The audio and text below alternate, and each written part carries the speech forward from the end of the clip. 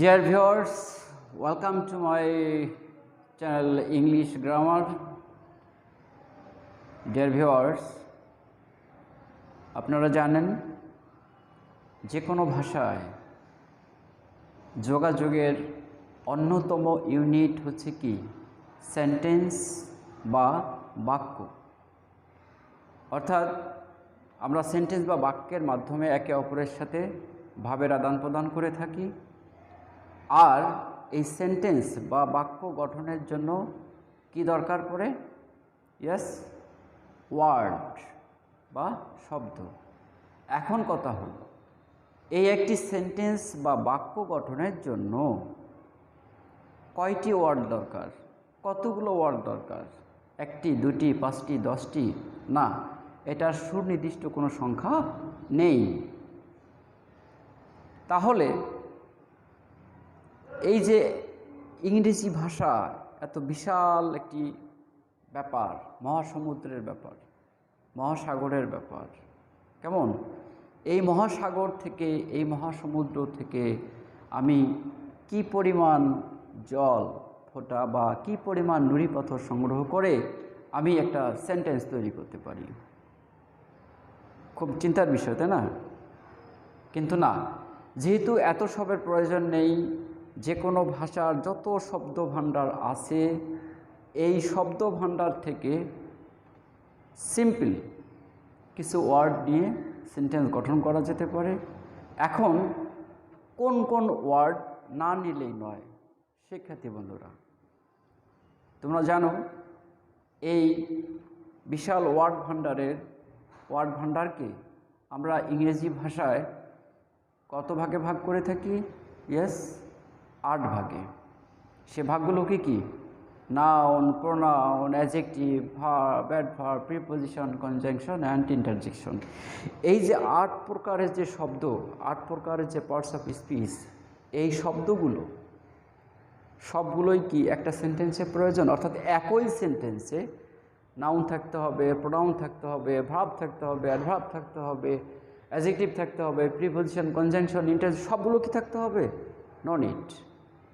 তবে হ্যাঁ, যে দুটো ওয়ার্ড না হলে কোনোভাবেই একটি সেন্টেন্স গঠন করা যায় না, শিক্ষার্থী বন্ধুরা, সেই ওয়ার্ড দুটো কি?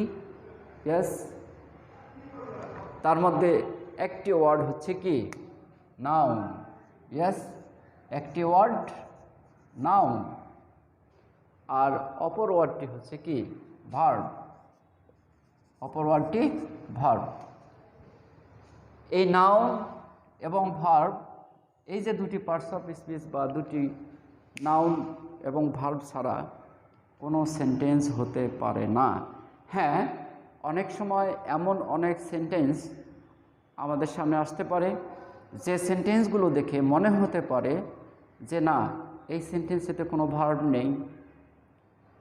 কি হয়তো এমন অনেক সেন্টেন্স আছে, বিশেষ করে সংবাদপত্রের অনেক শিরোনামে থাকতে পারে বা টাইটেলে থাকতে পারে, ট্যাগে হতে পারে, তাই না? যে কোনো পোস্টার হতে পারে। দেখা গেল যে খুব লুচিড হাতে গোনা কয়েকটি ওয়ার্ড নিয়ে ভাবটা প্রকাশ করা হয়ে থাকে। তার অর্থ কিন্তু এই নয় যে সেটাতে কোনো ধরনের ভার্ব নেই। যেমন আমি একটা উদাহরণ দিতে পারি, অনেক উদাহরণ আছে থাকতে পারে। কাউকে যদি বলা হয় তোমার নাম কি, এটা আমরা ইংরেজিতে কি বলে থাকি? What's your name. এখন কথা হচ্ছে, এই কথাটি অন্যভাবে কি জিজ্ঞাসা করা যেতে পারে না? হ্যাঁ, অন্যভাবেও জিজ্ঞাসা করা যায়।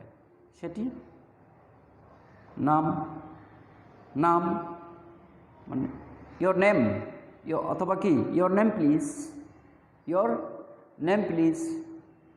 এখন যে জিজ্ঞাসা করলো যে ইয়োর নেম প্লিজ, এখন যে উত্তর দেবে হয়তো সে বলবে I am Chhotan, I am Khokon.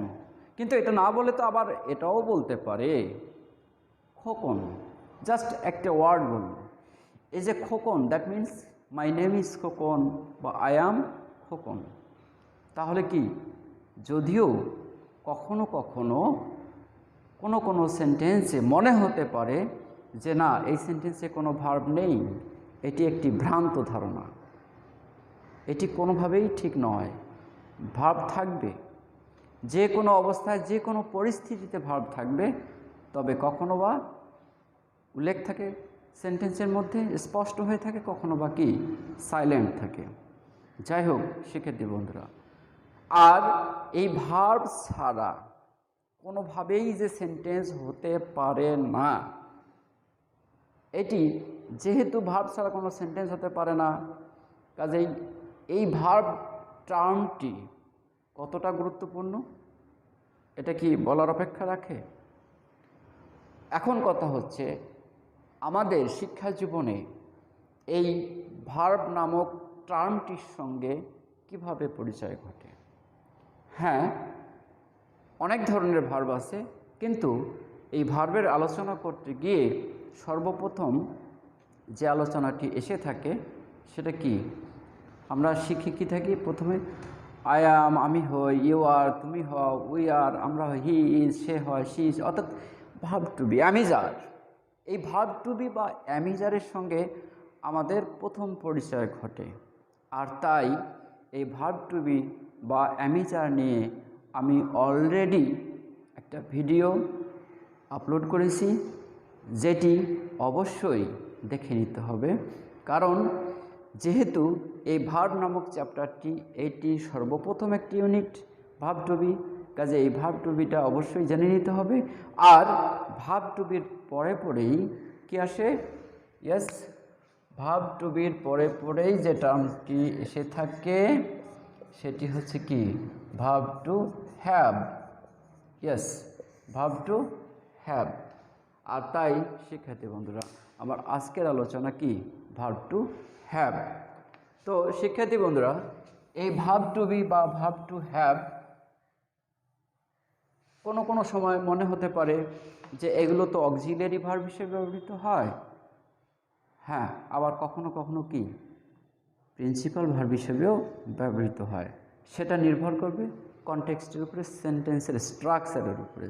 কেমন? তা যাই হোক, সে আলোচনা পরে আমরা আপাতত দেখে নেই যে ভার্ব টু হ্যাভ কত রকমের হয়ে থাকে। তাহলে আমাদের আজকে হচ্ছে কি ভার্ব টু হ্যাভ। কেমন? এই ভার্ব টু হ্যাভ একটা ফ্যামিলি, ভার্ব টু বি যেমন একটা ফ্যামিলি, এই ভার্ব টু বি ফ্যামিলির সদস্য অ্যাম, ইজ, আর, ওয়াজ, ওয়্যার, তাই না?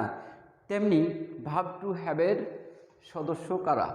ভার্ব টু হ্যাভের সদস্য হচ্ছে কি have, has, had. Have, has, had, এই যে তিন সদস্য। কিন্তু আমরা যখন কোনো সেন্টেন্সে ভার্ব টু হ্যাভ প্রয়োগ করতে যাই, দেখে থাকি আমরা আরও এক ধরনের সদস্যের আনাগোনা দেখে থাকি। সেটি কি? Yes, having. সেটি হচ্ছে হ্যাভিং, অর্থাৎ হ্যাভ, হ্যাজ, হ্যাড, হ্যাভিং। এই ভার্ব টু হ্যাভের এই চারটি সদস্য হ্যাভ, হ্যাজ, হ্যাড। এখন প্রথমে যে সদস্যকে নিয়ে আমরা আলোচনা করতে চাচ্ছি সেটি হচ্ছে কি হ্যাজ, অর্থাৎ কোন কোন সাবজেক্টের ক্ষেত্রে কী ধরনের পার্সন নাম্বার টেন্সের ক্ষেত্রে আমরা হ্যাজ ব্যবহার করতে পারি সেটি দেখার চেষ্টা করব।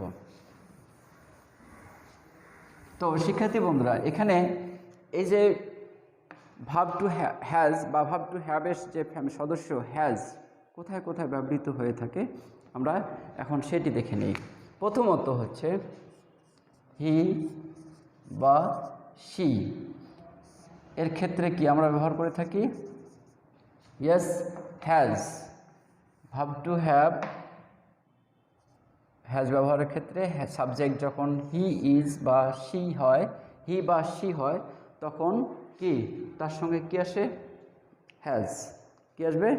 হ্যাজ। এখন কথা হচ্ছে এই হ্যাভ বা হ্যাজ ব্যবহারের ক্ষেত্রে আমরা প্রায়ই বলে থাকি বা রাইট ফর্ম অফ ভার্বসের আলোচনার ক্ষেত্রে বলে থাকি যে সাবজেক্ট যদি হি বা শি হয়ে থাকে সেগুলোর ক্ষেত্রে কি হ্যাজ বসে। এখন এই যে সাবজেক্ট হি বা she, third person singular number subject, শুধুই কি হি বা সি, আর কোনো সদস্য, আর কোনো ওয়ার্ড বা আর কোনো ফ্রেজ এই থার্ড পারসন সিঙ্গুলার নাম্বার হিসেবে কি ব্যবহৃত হতে পারে না? ব্যবহৃত হতে পারে, অনেকগুলো আছে। আর তার মধ্যে আমরা গুটি কয়েক যদি আয়ত্তে রাখতে পারি, জেনে রাখতে পারি, তবে তাহলে আর কোথায় কোথায় হ্যাজ ব্যবহার করতে হবে সেটি আর ভুলবো না। এখন কথা হচ্ছে, এই হ্যাজ ব্যবহার করতে গিয়ে যে সমস্ত সাবজেক্ট ব্যবহৃত হয়ে থাকে, অর্থাৎ হ্যাজ ব্যবহৃত হয়, সেক্ষেত্রে আমরা কি করব এখন সেটি একটু দেখে নেই। প্রথমত হচ্ছে কি, হি ইজ, কেমন, শি ইজ, ইট ইজ। আচ্ছা, এগুলোর ক্ষেত্রে ইজ ব্যবহার করে থাকি, অর্থাৎ সাবজেক্ট যখন হি, শি, ইট এ ধরনের হয়ে থাকে তখন কি আমরা ভাব টু বি এর আলোচনার ক্ষেত্রে অ্যামিজার ব্যবহার করেছি, তাই না? এখন কোনোভাবে যদি, অর্থাৎ যে সমস্ত সাবজেক্টের ক্ষেত্রে ইজ আসে ঠিক সে সমস্ত সাবজেক্টের ক্ষেত্রেই কিন্তু হ্যাজ ব্যবহার করতে হয়, কেমন? এখন একটু দেখে নেই হি, যে তাহলে কি হচ্ছে, he has, he has, she has, it has, ঠিক আছে, it has, Karim, Karim has. এখানে লক্ষ্য করো, করিম হ্যাজ, তার মানে যে কোনো একটি নাম, যে কোনো একটি নাম, কিন্তু যদি দুইটা নাম হয়, রহিমান করিম, রহিমান যদু অ্যান্ড মধু, ঠিক আছে, এ ধরনের হলে তখন কিন্তু প্লুরাল হয়ে যাচ্ছে, তখন কিন্তু আর হ্যাজ হবে না, তখন কি হবে, হ্যাভ বসবে। ধরো সাম, কেমন, somebody has, somebody has, someone has, ঠিক আছে। তারপর everybody, everybody has, everyone, everyone has, anyone, anyone has, anybody, anybody has, ঠিক আছে, anybody has, is, is, is boy has। আচ্ছা, এখানে তাহলে হি বা শি বাদেও আমরা আরও কিছু সাবজেক্টের ক্ষেত্রে হ্যাজের ব্যবহার দেখলাম, যেমন ইট হ্যাজ, করিম যে কোনো একটি নাম হলে হ্যাজ। এখন করিমের জায়গায় রহিম হতে পারে, সালাম হতে পারে, বরকত হতে পারে, জব্বার হতে পারে, কিন্তু যখন আরেকটি নাম যোগ হবে বা আরও বেশি নাম যোগ হবে তখন কি এটা প্লুরাল হয়ে যাবে, আর তখন কী ব্যবহার করতে হবে, হ্যাভ ব্যবহার করতে হবে। নেক্সট, সামবডি, সামবডি অর্থাৎ সামবডি, সামওয়ান, হ্যাঁ, এ ধরনের ক্ষেত্রে সাম শব্দটি থাকলেই, কোনো নাউনের সঙ্গে সাম থাকলেই সেটি কি সিঙ্গুলার সাবজেক্ট। আর যদি এটা প্লুরাল হতো তাহলে কী হতো, সামবডিজ, তখন কী হতো, হ্যাভ হতো। কাজে সামবডি কি singular, someone has, someone singular, everybody has, everyone has, anyone has, anybody has, is boy has. অর্থাৎ এই সাম, এভরি, এনি, ইজ, এই যে শব্দগুলো, এই শব্দগুলো হচ্ছে কি সিঙ্গুলার সাবজেক্টের প্রতীক, সিঙ্গুলার নাম্বারের প্রতীক। এখন এগুলো বাদেও হতে পারে। আচ্ছা, আর কি কি হতে পারে সেটাও দেখে নিই। অনেক সময় আমরা অনেক বড় বড় সাবজেক্টের ক্ষেত্রে, লেন্দি সাবজেক্টের ক্ষেত্রে ভেবে উঠতে পারি না যে এই সাবজেক্টটি সিঙ্গুলার নাকি প্লুরাল। এমন একটি সাবজেক্ট দেখে নিই, কেমন? তার আগে এগুলো সব ডিলিট করে দেই। আচ্ছা, যেমন একটা সাবজেক্ট দেখো, the building, the building build, yes, the building build, the building built, about 100 years ago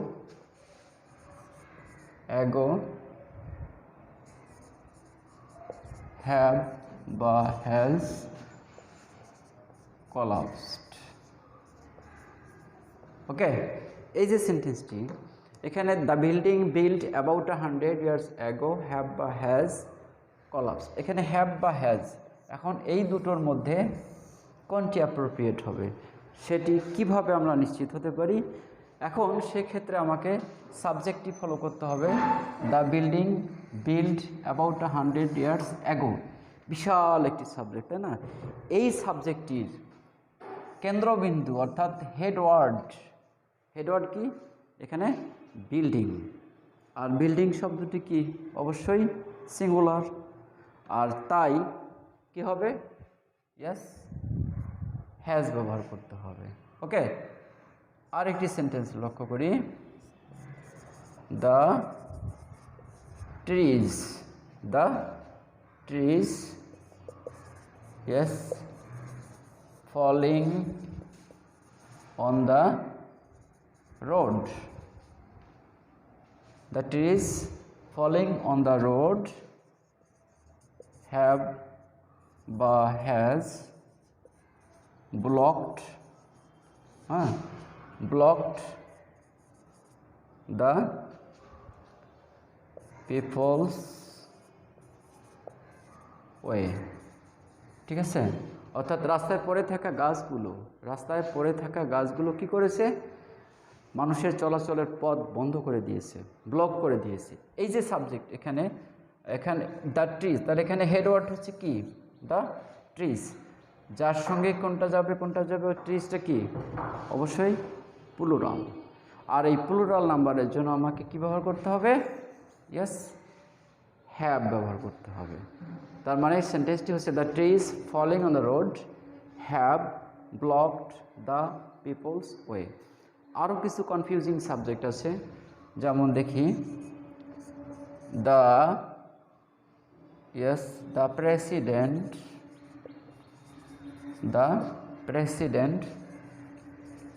and secretary. The president and secretary have বা has not yet attended the meeting. কেমন? attended the meeting. এই যে সেন্টেন্সটি the president and secretary have বা has not yet attended the meeting। তাহলে আমরা হ্যাজের ব্যবহার সম্পর্কে মোটামুটি একটা ধারণা পেলাম, কেমন? এবং আমি বিশ্বাস করি আমার এই আলোচনাটি যদি তোমরা ভালোভাবে মনোযোগ সহকারে দেখো, অর্থাৎ শুরু থেকে শেষ পর্যন্ত কোনো রকম স্কিপ না করে যদি দেখে যাও, তাহলে অবশ্যই হ্যাজের ব্যবহার সম্পর্কে কি কোনো কনফিউশন থাকবে না। এখন সেকেন্ড অপশনটা হচ্ছে কি? হ্যাভ। এখন দেখি হ্যাভ কোথায় বসতে পারে। Yes, I have, we have, কেমন? উই হ্যাভ, দে হ্যাভ, ঠিক আছে, দে হ্যাভ, ইউ হ্যাভ, অর্থাৎ first person singular number, first person plural number, third person plural number, second person singular plural, যে কোনোটার ক্ষেত্রে কি হ্যাভ বসতে পারে। এটা বাদে কি হ্যাভ বসতে পারে কিনা? আচ্ছা, সেটা দেখে নেই। যেমন ধরো the people made him captain, কেমন? Made him captain. তাহলে শিক্ষার্থী বন্ধুরা এখানে হ্যাভ বসাবে নাকি হ্যাজ? ইয়েস, অবশ্যই হ্যাভ, অর্থাৎ সাবজেক্ট কি এখানে? প্লুরাল নাম্বার, এক্ষেত্রে কি অবশ্যই হ্যাভ ব্যবহার করতে হবে। আচ্ছা, এবার আরেকটি সাবজেক্ট দেখে নেই। The principal and the secretary, come on, and the secretary, the principal and the secretary, the yes the meeting. এখন এক্ষেত্রে the principal and the secretary, এখানে আমরা এর আগে একটা সাবজেক্ট দেখে এসেছি কি, দ্য প্রেসিডেন্ট অ্যান্ড সেক্রেটারি। যদি আর্টিকেল দ্য উভয় ক্ষেত্রে, ঠিক আছে, আগে এবং পরে না থাকে, সেক্ষেত্রে আমরা ওটাকে সিঙ্গুলার ধরে নেব, কেমন। আর যদি কোনোভাবে উভয় ক্ষেত্রে আর্টিকেল দা থাকে, অর্থাৎ অ্যান্ডের আগে এবং পরে উভয় পদবীর ক্ষেত্রে, তখন কিন্তু সেটাকে প্লুরাল সাবজেক্ট ধরতে হবে, এবং প্লুরাল সাবজেক্ট ধরে সেখানে কি হ্যাভ ব্যবহার করতে হবে। কি ব্যবহার করতে হবে? Yes have, yes have the meeting, sorry have প্রিজাইডেড the meeting. এই যে আমরা বাক্যটি পেলাম এখানে, যে the principal and the secretary, লক্ষ্য দ্যান দ্য সেক্রেটারি, দাটা যদি না থাকতো তাহলেই এটা কী হতো, সিঙ্গুলার হয়ে যেত, এবং এই সিঙ্গুলার সাবজেক্টের ক্ষেত্রে তখন আবার কি এখানে আসতো, হ্যাজ আসতো। তাহলে জাস্ট কেবলমাত্র থার্ড পারসন সিঙ্গুলার নাম্বার, অর্থাৎ he, she, it, this, that, কেমন, someone, somebody, everybody, is one, is boy, এ ধরনের সামথিং, এনিথিং, নাথিং, এ ধরনের সাবজেক্টের ক্ষেত্রে আমরা কি সিঙ্গুলার সাবজেক্ট ধরে নেব, এবং এই সিঙ্গুলার সাবজেক্ট ধরে নিয়ে সেটাকে কি আমরা হ্যাজ ব্যবহার করব, কেমন। আদারওয়াইজ কি ব্যবহার করব, হ্যাভ। এখন কথা হচ্ছে হ্যাড। এখানে আরেক সদস্য যে হ্যাডের ব্যবহারটা কথা হবে। এখানে এই হ্যাডের ব্যবহারের ক্ষেত্রে সাবজেক্ট থার্ড পারসন না ফার্স্ট পারসন না second person, that does not matter.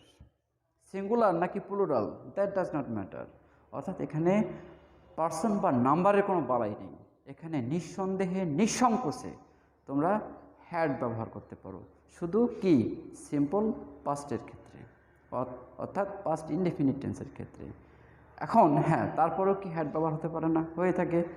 যেমন পাস্ট পারফেক্ট টেন্সের ক্ষেত্রে সেখানে সাহায্যকারী ভাব হিসেবে হ্যাড এসে থাকে, কেমন। আর একজন ফ্যামিলির সদস্য আছে, সেটা কি হ্যাভিং, ইয়েস সেটি হচ্ছে কি হ্যাভিং। হ্যাভিং কোথায় বসে, কেমন, এই হ্যাভিং কোথায় বসে জাস্ট লক্ষ্য রাখতে হবে।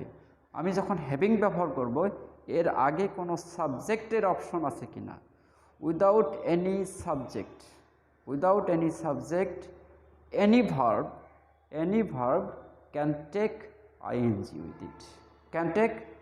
উইথ ইট, অর্থাৎ যখন কোনো সাবজেক্ট থাকবে না, কেমন, তখন কেবল ওই ভার্বের সঙ্গে আইএনজি যুক্ত করতে হবে। তো শিক্ষার্থী বন্ধুরা, আজকের এই আলোচনায় এই যে হ্যাভ, হ্যাজ, হ্যাড, হ্যাভিং নিয়ে আমরা যে কথা বললাম, আলোচনা করলাম, আশা করি এই হ্যাভ, হ্যাজ, হ্যাড, হ্যাভিংয়ের ব্যবহারের ক্ষেত্রে খুব একটা সমস্যা হবে না। তবে মনে রাখবে, অবশ্যই শুরু থেকে শেষ পর্যন্ত মনোযোগ সহকারে দেখতে হবে। ওকে, বেস্ট অফ লাক।